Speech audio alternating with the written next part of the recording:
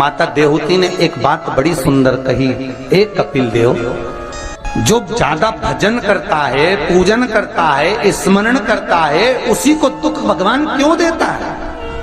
पड़ोसन कभी मंदिर नहीं जाती, अगरबत्ती नहीं लगाती, कभी किसी को 1 रुपया दान नहीं करती, वो तो खूब फले फूले। और हम तो सोमवार का व्रत करें, मंगलवार करें, एकादशी करें, द्वादशी करें, लोटा भर के पानी भी चढ़ाएं, तो भी दुख हमें क्यों मिलता है? बोलो री जी सही है कि गलत है?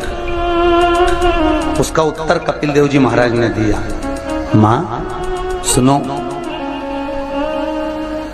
जिस प्रश्न को आपने मुझसे करा, यही प्रश्न देवऋषि नारद ने भगवान विष्णु से करा था। यही प्रश्न भगवान विष्णु से देवऋषि नारद ने करा कि जो मंदिर जाए, देवालय जाए, पूजन करे, अर्चना करे, पाठ करे, स्मरण करे, दुख उसी को क्यों मिलता है? और जो कभी मंदिर नहीं जाए, भगवान का भजन नहीं करे, उसके यहाँ तो 4 चांद लग जाते, खूब लक्ष्मी भगवान देता।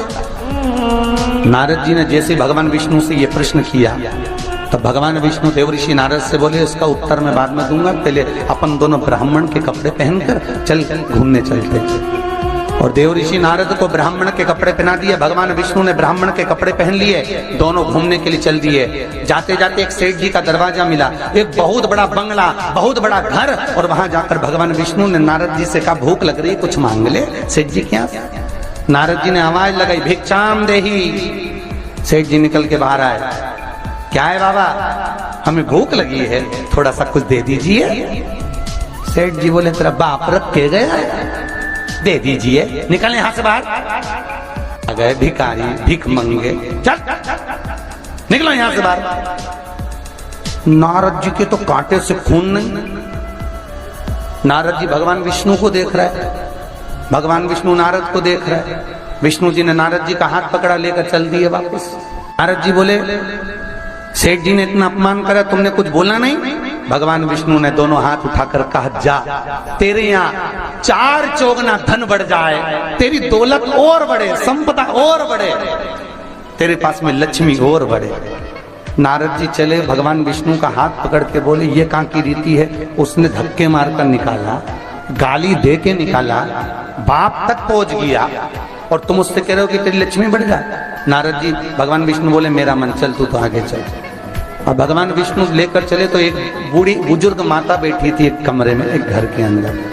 उस बुजुर्ग को देख भगवान विष्णु ने कहा, नारद अब इसके यहाँ चलते चलते। जाकर आवाज लगाई, माता जी भिक्षाम देही, हमें भूख लग रही है माता जी, कुछ दे दीजिए। माता जी बोली, देखो बाबा, मेरे घर में खाने का तो कुछ भी नहीं है, बस एक गाय है, उस गाय की मैं सेवा करती हूँ, दूध मिलता है, वही दूध रखा हुआ है, तुम दोनों अंदर आ जाओ। और 2 आसन लगा दिए माता जी ने, दोनों को बिठा दिया। माता जी दोनों के लिए दूध लेकर आई, दे दिया। भगवान विष्णु और नारद चले। नारद जी बोले, कितनी अच्छी माता है, बिठा के दूध पिलाया, पानी पिलाया, और बस सेठ जी ने धक्के मारकर निकाल दिया। भगवान आशीर्वाद दो इस बूढ़ी माता को। भगवान विष्णु ने दोनों हाथ उठाकर कहा, जा, तेरी गाय मर जाए। अब तो और कांटे से खून नहीं। भगवान देवऋषि नारद ने कहा, प्रभु तुम्हारा ये स्वरूप मुझे बहुत बुरा लगा। भगवान ने कहा, कौन सा स्वरूप? वो सेठ जी ने धक्के मारकर निकाला था, कहते हैं और लक्ष्मी बढ़े, और वो बेचारी गाय का दूध पिलाई और तुम कहते उसकी गाय मर जाए। हाँ। भगवान बोले, मेरा मन, तो तुमने ऐसा क्यों करा? भगवान बोले, नारद तू मेरी लीला नहीं समझता ना। नारद जी बोले, कभी समझूंगा भी नहीं, पहले बताओ ये क्यों हुआ, लीला जाने दो, मुझे तो ये बताओ। भगवान ने कहा, नारद बात इतनी सी है, वो बूढ़ी माता मेरा भजन करती है, दिन भर मेरा नाम लेती है, वो मरेगी, उसके घर में एक गाय है, उसमें उसका दिल बहुत लगा हुआ है, उसकी सेवा करती है, मरेगी, मरते समय विचार करेगी कि मेरे मरने के बाद मेरी गाय का क्या होगा।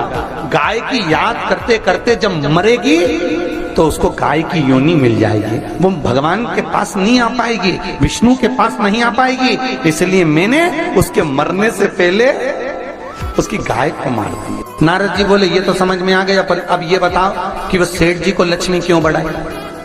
भगवान बोले, नारद उसको धन से बहुत प्रेम है, मैंने लक्ष्मी इसलिए बढ़ाने का आशीर्वाद दिया कि वो लक्ष्मी को जोड़ जोड़ के इकट्ठा कर कर कर जब मरेगा, वो लक्ष्मी और पैसे के चक्कर में जब मरेगा तो आखिरी में मरकर सांप बनकर उसी दौलत पे बैठा रहेगा।